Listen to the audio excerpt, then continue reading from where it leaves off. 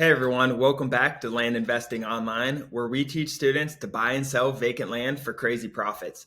This is the simplest, least competitive, and most profitable sector of real estate. For more information, visit landinvestingonline.com. We have a free Discord. There's a ton of successful investors in that Discord. Come learn from the best. I'm Daniel Apke again, brought to you with my brother and business partner, Ron Apke. Welcome back, Ron. Hey, Dan, good to be here. Before we get into the show, let's hop into a question from one of our members this week. The question is, do you typically stick to one area of the country to buy and sell land, or do you typically spread out wherever? So what are some of the pros and cons of doing it both ways? What are some of the pros and cons of focusing in one area versus spreading out to multiple areas all over? So say East Coast, West Coast, and the South, for instance. Yeah, that's a really good question, and a lot of people do it different ways. So the pros of staying in one region or one area are your relationships. So your knowledge and relationships. You're going to have knowledge of the area. You're going to have knowledge of the issues. You might come up with the land, with deeds, with a bunch of stuff. You're going to know the prices better typically. And then you're also going to have relationships with realtors, with title companies. It just on and on. Like there's a lot of pros with that, but a lot of it I think is the knowledge of the area and the relationships you're going to have. As far as moving around the country doing everything, I think you're going to not get better numbers, but I think you might have better deal flow or stuff because certain areas of the country might be hot at times and then might slow down. You're gonna shoot your shot and more. It's kind of like shooting a shotgun versus a rifle, I think. So if you're shooting at different areas of the country, you're gonna have a better chance of hitting. You might get one deal here, one deal there, and that gives you a better opportunity to build that knowledge. We suggest a lot of new members to try different areas of the country and see what works for them. I think that's a good way to start. What are your thoughts, Dan? You agree? Yeah, I definitely agree. We always recommend trying new areas at first, and it doesn't necessarily need to be East Coast. Like if you're in New York, sending New York mail, you don't need to necessarily go as far as possible to California. You can go even to like Vermont and Maine and Pennsylvania, or trickle down over that way. But if you want to go East Coast to West Coast, that's also okay, and you'll learn a lot of different things by being because each geography setting has their different obstacles as well. Like in California, you have wildfires. On the East Coast, you have a lot of flooding and a lot of septic issues and a lot of rocks and slopes too.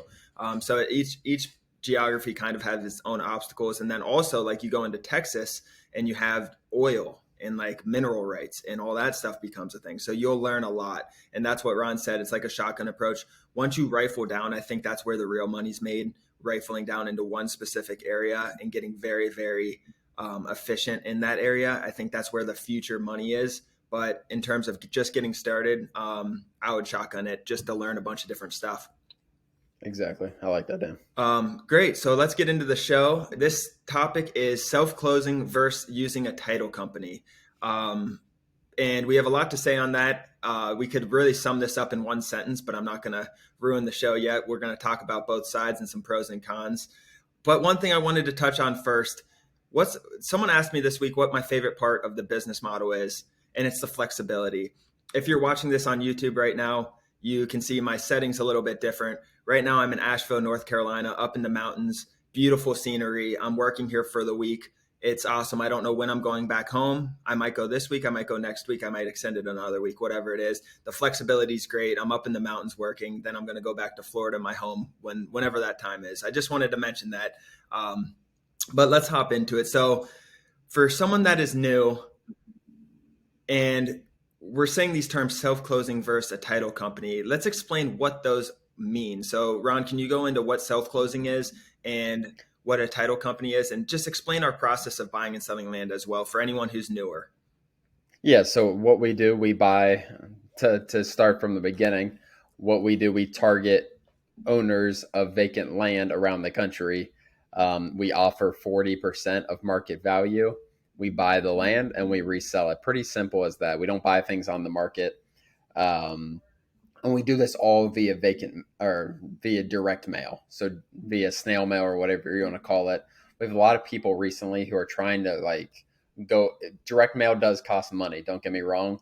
We have a lot of people that are trying to do something different. We've tried everything, and this is the best way in our mind to make significant money, and make the best use of our time. But going into self close, so self close, when you're buying a property, you can close anything. You can record any property and record the deed yourself. That means you're doing title search yourself, that kind of stuff. You feel comfortable. Self closes we do not do because it's extra work on us. We have to deal with getting notaries, getting the deed recorded properly, making the deed. So it's all on us if you are self closing. A title company, on the other hand, which can cost whatever 800 to 1500, I think, probably maybe even up to 2000 in some parts of the country, which in my mind is well worth it if your margins are there. They're going to do all that stuff. They'll talk to your seller. They will deal with holding the money and everything. They're going to do the title search. So the biggest thing is they're going to ensure the title search, that the person who is selling the land has rights to sell the land, and only them, and no one else is needed to sign. If a title search comes back and they're like, Jim Bob owns some rights in this land, they never signed it over in 1980. This person cannot sell this land. So that's what that is going to do. That's what it's going to protect you from. If you do a self close and you don't get that title insurance, you can be it can hurt you on the back end when you're trying to sell it if the person who's buying it wants title insurance. So those are basically two different things. Attorneys do these in a lot of states, do our title searches and stuff like that. Some states require an attorney to be a part of this process. But those are the two main differences, Dan. Yeah, great points. So let's go over some pros and cons. I know you touched briefly on them. Let's go over pros and cons of self-closing. So like Ron said, self-closing is where you're going to do all the work. So that leads me to one of the cons, which is time. You're doing all the work. That's probably the biggest con for me. I don't want to have to deal with all that stuff. That's more of an annoyance as well. So time and annoyance, I'd say, are one of the cons.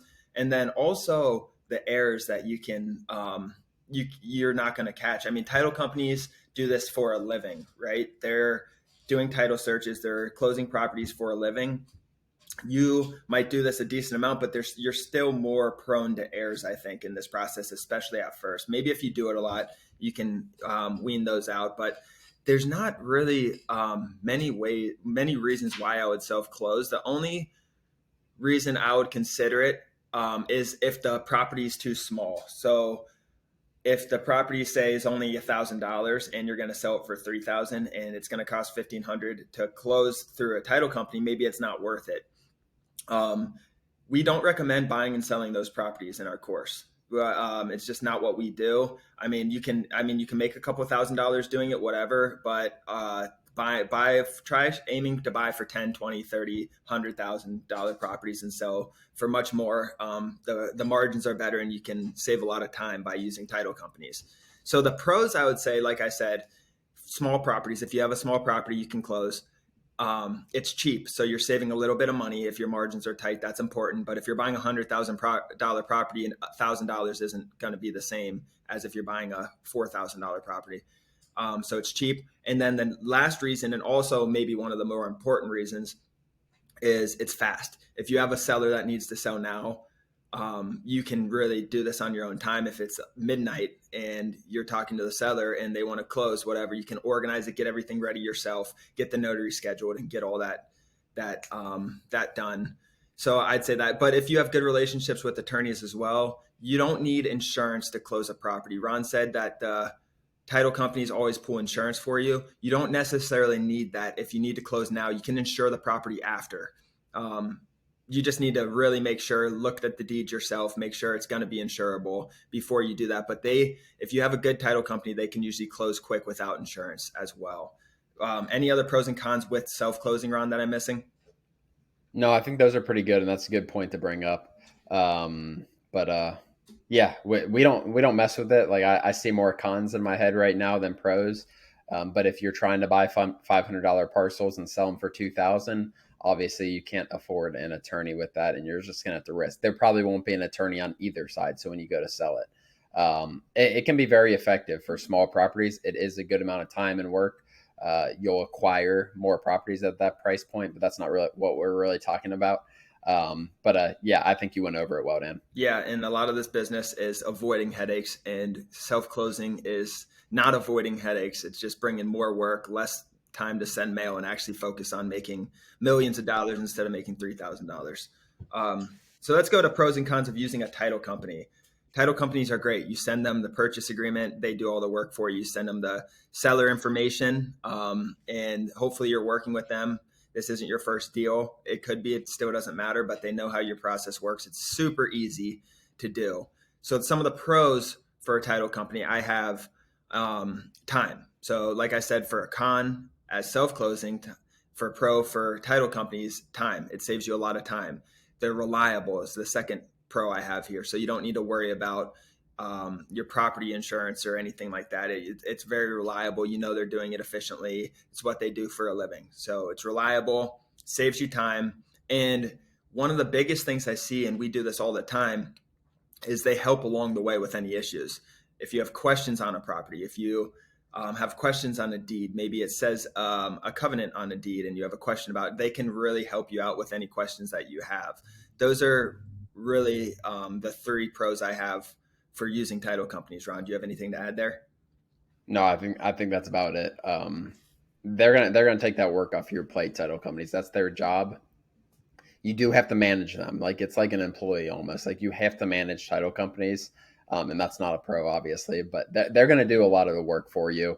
They're going to get all those documents ready. Like they make your life a lot easier. You don't really have to think about the deal as much. You just have to kind of keep the seller updated.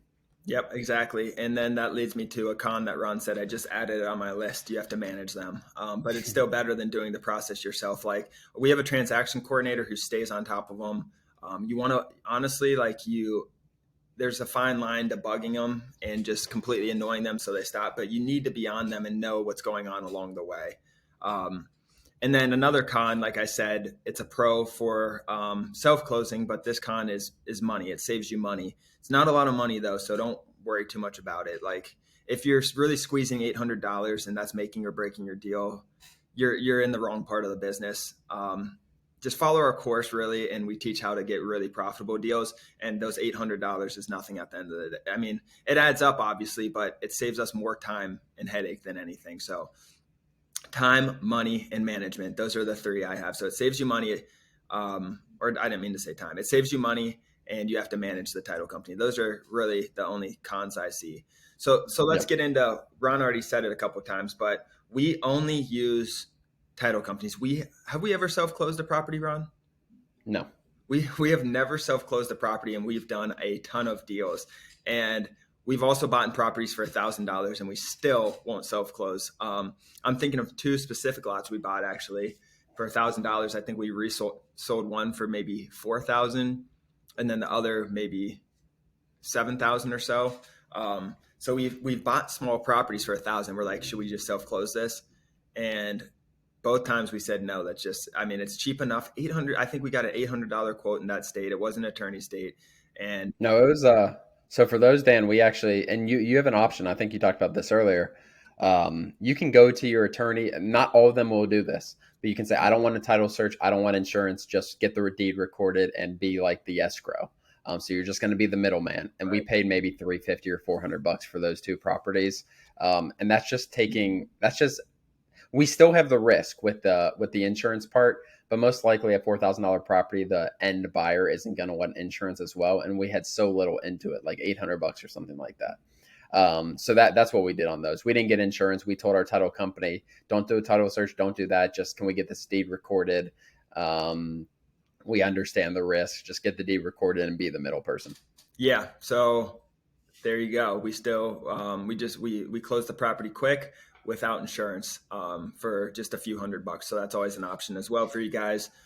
So let me try to think of a scenario since we have never self closed. In what situation would we consider self closing, Ron? Is there one?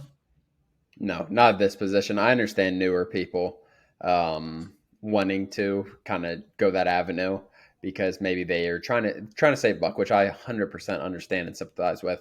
But that as far as where we are, like there's nothing where I'm going to go and record a deed or like our transaction coordinator doesn't know how to do it. So I'm going to have to train someone to do that, something that I don't want to do myself and learn and do all that. I know how to do it.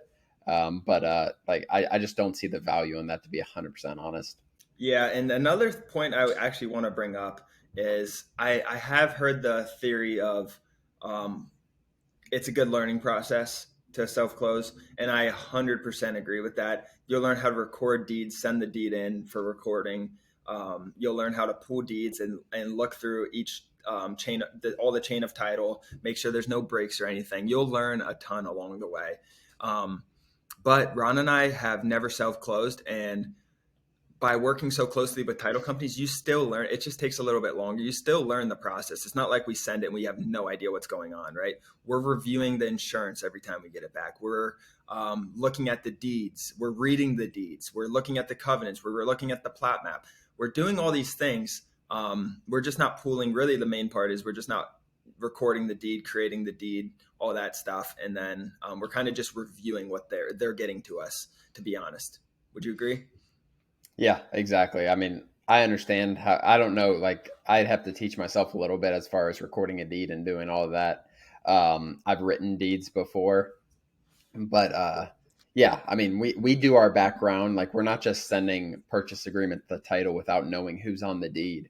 Like we usually go two deeds back in our due diligence alone, just so we don't want to send deals to title where we know that something's going to be an issue when they do their title search. So we do all that ourselves and kind of double check things to make sure it makes sense, make sure we're talking to the right owners. But other than that, like we send it a title and kind of take it off our plate from there until we have to buy it. Exactly. And I want to touch on that point actually. Don't send don't send purchase agreements to title companies if you haven't done your own due diligence on it. Make sure, like Ron said, pull a couple deeds back. Make sure the owner on it's the owner you're talking to, or else you're just going to burn all your relationships with title companies. You don't want to do that. You're going to send them a deed. They're going to do the work for you and come back to you with what would have taken you 5 minutes, 10 minutes maybe to do. They're going to just send it back to you and say, "Hey, we can't. This isn't the person on it. What do you want to do?" So make sure to do Mm-hmm. due diligence before sending it. That's another thing we don't really talk about a lot, I think. But there's so many callers we get and so many purchase agreements we get that aren't the owner. You have to do this basic due diligence before sending it. Don't burn your relationships. Title companies are a huge part of this. And instead of self closing and putting all your time and energy into that, put your time and energy into managing and building relationships with these title companies. They'll make you a lot more money in the long run. For sure. No, I agree with that. And that kind of brings it full circle to what we were talking about, the rifle versus shotgun approach to start. Mm-hmm. Um, a huge advantage in building relationships with title companies. They'll do you favors when you need a favor done. When deals aren't going to go through every single time, like sellers might back out, which isn't a common thing in any way. Um, Things are going to go wrong with title that you didn't catch, like things with legal descriptions that the deal just cannot be closed. If you have relationships with them, you give them deals, they probably won't charge you for that stuff. If you just send them a deal, your first deal, and you don't even know if you're talking to the right person, they might charge you. They might throw you a $300 bill for their title search, like, and then the right person cannot come to closing because you didn't have the right person signed. So just keep that in mind. It's a huge part of this business relationship with title companies. Yeah, great last points. Let's get it wrapped up though. This was a good conversation, Ron. I think there's a lot of good golden nuggets in there, as you would say. Well, again, guys, thanks for joining. Visit landinvestingonline.com. If you're not familiar with what it is, we have a course of like 20 different modules and a bunch of advanced modules that go into the whole process of what you need to do to be successful in this business. Visit landinvestingonline.com. Click the Start Here tab. It would take you through, the process of getting started if you're interested in land investing. And Ron and I are very involved in the community, so we'll see you on the other side. Thanks for joining, guys. Thanks, guys.